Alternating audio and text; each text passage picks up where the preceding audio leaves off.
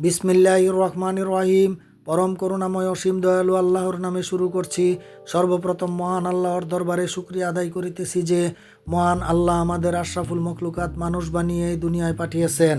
প্রিয় দেশবাসী, আমরা সকলেই একটি কথা জানি যে স্বাধীনতা অর্জনের চেয়ে স্বাধীনতা রক্ষা করা অনেক কঠিন।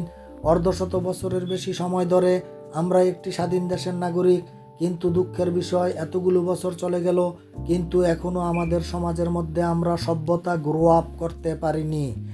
এখনও আমরা একে অন্যের প্রতি অনেক নিষ্ঠুর আচরণ করি। চুরি, ডাকাতি, রাহাজানি, ছিনতাই, হাইজাক, মারামারি, কাটাকাটি, গুম, খুন, হত্যার মতো জঘন্য কাজে লিপ্ত। এখনও আমাদের এই সমাজে কিছু কিছু মানুষ আছে হিংস্র পশুর মতো। এখনও কিছু মানুষের মধ্যে নৈতিকতা বোধ জাগ্রত হয়নি। কেন যে মানুষ এত হিংস্র হয়? আসলে কি তারা জীবিকার তাগিদে এই সকল অন্যায় কাজগুলো করে, নাকি তাদের এটা এক প্রকার বদনেশা? খাদ্য, বস্ত্র, বাসস্থান, শিক্ষা এবং চিকিৎসার জন্য তো এই সকল অন্যায় অপরাধ করার প্রয়োজন হয় না। বাংলাদেশে জীবিকা নির্বাহের জন্য অনেক কর্মসংস্থান আছে। মানুষকে কর্ম করে খাওয়ার অভ্যাস করতে হবে। আমাদের দেশের বিচার ব্যবস্থা আরও কঠোর থেকে কঠোরতর করতে হবে।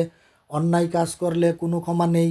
সাথে সাথে আইন শৃঙ্খলা বাহিনীর হাতে তুলে দিয়ে কঠোর শাস্তি নিশ্চিত করতে হবে। প্রয়োজন হলে সাথে সাথে জেল জরিমানা করতে হবে। কথায় বলে ক্ষেতের ফসল রক্ষা করার জন্য বেড়া দেওয়া হয়, আর বেড়ায় যদি ক্ষেতের ফসল খেয়ে ফেলে তাহলে ফসল রক্ষা করবে কে? অর্থাৎ শিয়ালের কাছে মুরগি বাগি দিলে যা হয়। এখন আমাদের সমাজটার এই অবস্থা হয়ে গেছে। কাকে বিশ্বাস করবেন? তাই দেশটাকে যদি আমরা সত্যিকারভাবে ভালোবাসি তাহলে আমাদের এই সকল অন্যায় পথ থেকে বেরিয়ে আসতে হবে। চাকরিজীবীদের মাসিক বেতনগুলো ব্যাংকিং সিস্টেম করতে হবে। ক্যাশ টাকা বেতন দিলে চলবে না। তাহলে কত টাকা বেতন পেল তার কোনো প্রমাণ থাকে না। এতে করে ট্যাক্স ফাঁকি দিতে সুবিধা হয়। ব্যবসায়ীদের ইনকাম ক্যাশ মেশিনের মাধ্যমে ক্রয় বিক্রয়ের রসিদের আওতাভুক্ত করে অনলাইন ডিজিটাল ব্যাংকিং সিস্টেমের অন্তর্ভুক্ত করতে হবে এবং তাদের থেকে ট্যাক্স আদায় করতে হবে। ধীরে ধীরে পর্যায়ক্রমে এই সকল পরিকল্পনাগুলো বাস্তবায়ন করতে হবে। It is easy to say but difficult to do. বলা সহজ কিন্তু করা কঠিন, অর্থাৎ বাস্তবায়ন করা কঠিন। তবে ধৈর্য এবং সবুর করতে হবে। একটি একটি করে এই সকল পরিকল্পনাগুলো বাস্তবায়ন করতে হবে। 1 কোটি মানুষকে সরকারি চাকরির আওতাভুক্ত করতে হবে। টোটাল 4 কোটি মানুষ থেকে ট্যাক্স আদায় করতে হবে। সর্বনিম্ন বেতন 40,000 টাকা এবং সর্বোচ্চ বেতন 4 লাখ টাকা করতে হবে। বর্তমানে বিদেশে আছে প্রায় 1.5 কোটি মানুষের মতো।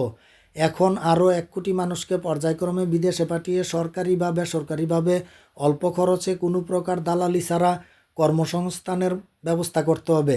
ভবিষ্যতে যে সরকার আসবেন তাদের সকলকে এই পরিকল্পনা বাস্তবায়নের ধারাবাহিকতা অব্যাহত রাখতে হবে। এই সকল পরিকল্পনা যতদিন পর্যন্ত বাস্তবায়ন না হবে ততদিন পর্যন্ত বাংলাদেশের উন্নতি সম্ভব হবে বলে আমার মনে হয় না। আমার ইউটিউব চ্যানেল দেশ গড়ার লক্ষ্যে, যেখানে বাংলাদেশের পতাকার ছবি আছে, এবং ফেসবুক পেজে দেশ গড়ার লক্ষ্যে, সেখানে সব বিষয়ে সর্ব সেক্টরের সংস্কারের কিছু নীতিমালার কথা সুদূর লন্ডন থেকে আমার সমস্ত ভিডিওগুলোতে বলেছি।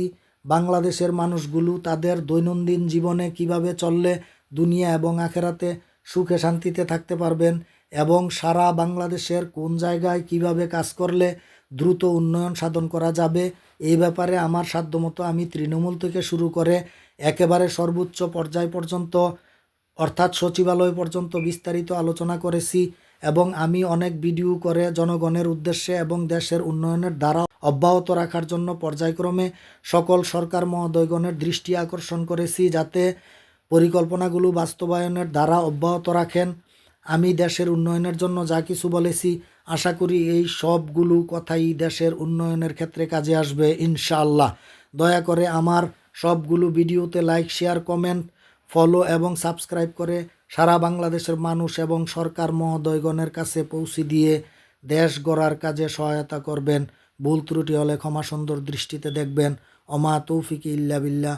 আসসালামু আলাইকুম ওয়া রাহমাতুল্লাহ।